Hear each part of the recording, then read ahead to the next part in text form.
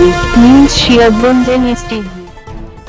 সিরাজগঞ্জ সদর উপজেলা কোকসাবাড়ি ইউনিয়নের সালুয়াবিটা কোরবানির পশুর হাট জমে উঠেছে। প্রচুর পরিমাণে গরু ছাগল আমদানি হচ্ছে, বিক্রিও বেশ জমে উঠেছে। বিক্রেতা ও ক্রেতা উভয়ই গরু কেনা বেচায় খুশি। এছাড়া এই প্রাচীনতম ঐতিহ্যবাহী সালুয়াবিটা হাটে কোরবানিযোগ্য পশুর মধ্যে ষাঁড়, বলদ, মহিষ, গাভী, ছাগল ও ভেড়া কেনা বেচা শুরু হয়েছে। আর কয়েকদিন পরই পুরোদমে জমে উঠবে বলে ইজারাদার বীর মুক্তিযোদ্ধা ফজলুল হক ফজলু তিনি জানান। নিয়মিত এবং মৌসুমি সহ প্রচুর পরিমাণে দেশি বিদেশি ছোট বড় গরু ছাগল আমদানি ও বেচা কেনা হচ্ছে।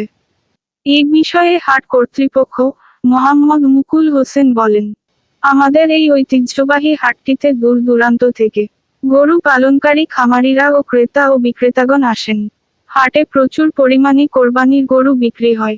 খামারি আনসার আলীর সঙ্গে কথা বলে জানা যায়, গো খাদ্যের দাম বেশি হওয়ায় গরু পালনে অনাগ্রহ বেড়ে গেছে। এই কারণে বেশি দামে বিক্রি করতে না পারলে এবার খামারিদেরকে লোকসান গুনতে হবে। এই ব্যাপার জেলা প্রাণী সম্পদ কর্মকর্তা ডাক্তার মোহাম্মদ ওমর ফারুক জানান। এবছর জেলায় 2,22,000 গরু, 3,38,000 ছাগল, 3,000 মহিষ ও 60,000 ভেড়া সহ প্রায় 6 লক্ষাধিক পশু কোরবানির জন্য প্রস্তুত করা হয়েছে, যার বাজার মূল্য প্রায় 2,050 কোটি টাকা। সিরাজগঞ্জের সকল খবর সবার আগে জানতে চোখ রাখুন এনএসটিভি নিউজ সিরাজগঞ্জ।